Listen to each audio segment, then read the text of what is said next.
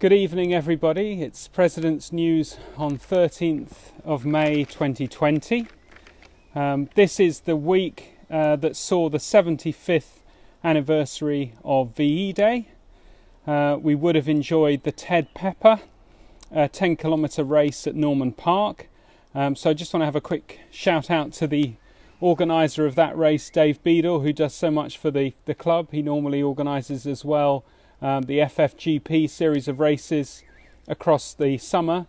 So obviously a disappointment to him, and I think a disappointment to those people that were entered in that.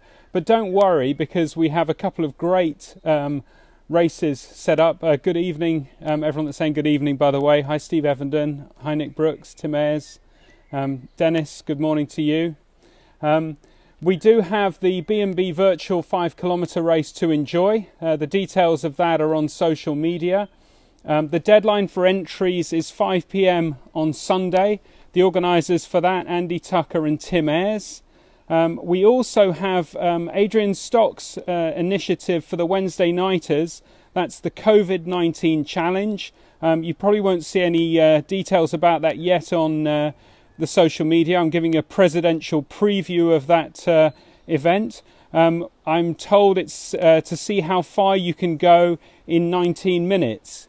For both of those events, when you send your entries in, do include photos, news, film, footage about your run, and then everyone in the club can share in that. We'll get it on the social media and we can share in those events. Away from running, I know that John Blackie, super coach, has been getting his group to do the Mountain Climber Challenge. Everyone could give this a go. Obviously, he's got the really top of the tree athletes in the club. There's a shout out to Grace Scopes. Grace, please don't shout back. With 188 reps in 45 seconds. But I believe she still lies behind Coleman Corrie, who has 197 reps.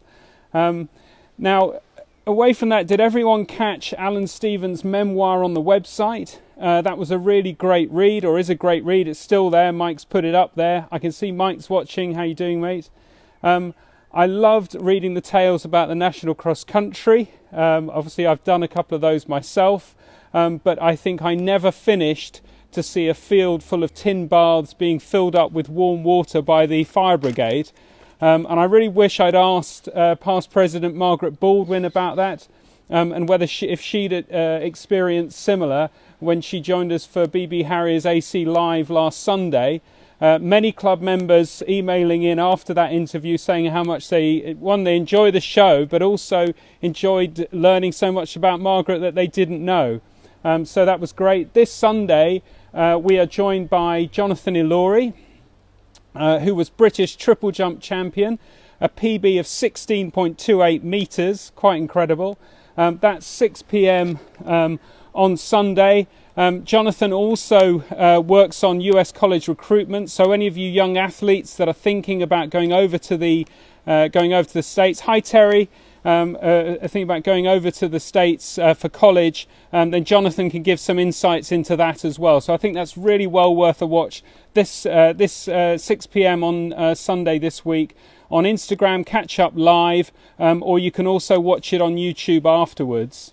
And also a shout out to Agata Chinchala, who was one of our previous guests, and also to her mum, because I enjoyed reading on Agata's blog about the fact that this week she managed to get out and run again. That was part of the interview, you know, the frustrations that Agata faces, not being able to get out in lockdown because she needs a guide runner. Well, hats off to her mum, who got out on the bike, because Agata's obviously quite a bit quicker than her, I'm sure. And she took Agata for a run while she rode alongside. So really great that they were out and able to enjoy that activity together. Tony Pontifex has got in touch and asked if any members would like to buy a number in the 300 Club. It's £24 a year, which supports the young athletes. There is a draw each month and there's a whopping prize. We will be announcing it, I believe, on the 27th. So in 2 weeks' time, we will be announcing that next draw. So get in now while you can. Great fun to be involved in the 300 Club. Talking of the young athletes, this weekend would have been the first lower age group YDL match. So we're asking the under 13 and under 15 athletes to recreate their events in their gardens, down at Sparrows Den, wherever. And please send the message into the social media team. You can send it by DM. That's not a Dr. Martin, Paul Ostrich. Please don't send one, thank you. And so finally, why am I here? Why am I here in this part of the clubhouse? And I am in a part of the clubhouse, a part that people drive past every day, I'm sure. Vice President John Turner told me this wonderful story. He's been reading through the gazettes. I have one of the leather-bound gazettes in my hand. And this story goes back to when we moved into this premises. We bought the premises off a local wheeler dealer, if you like. There were 4 sets of tenants on the site. They paid a 10% deposit, delivered their cheque, gave them instructions to clear out the tenants within the first 6 months. I believe a group of them were sort of Irish labourers that didn't wash, didn't have any kitchen, etc., living in tents on the site. Managed to clear them out, and they started life in this wonderful clubhouse. Now, reading through the Gazette, you can see that already within a year, the amount of members coming down to the bar is rumbling along at about 12 people, and there are complaints about this. I do wonder if it's still the same 12 people that come down nowadays to the clubhouse on a Wednesday night. But this belligerent wheeling dealer, former owner of the site, then started to cause trouble for the club and wouldn't leave the club members alone, used to come down, used to berate everybody because he wanted the site back.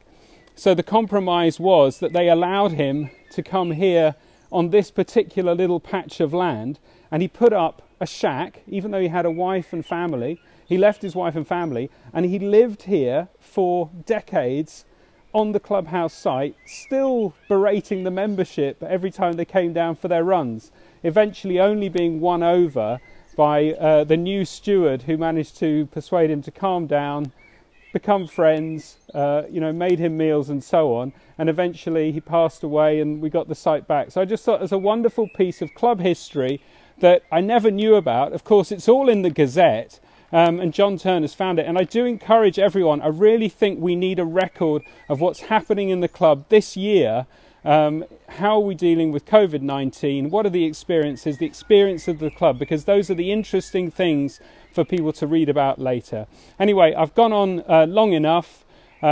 Enjoy the rest of your week. Remember, stay safe, stay alert, and I will catch you all next week. That's your President's News. Good night, everybody.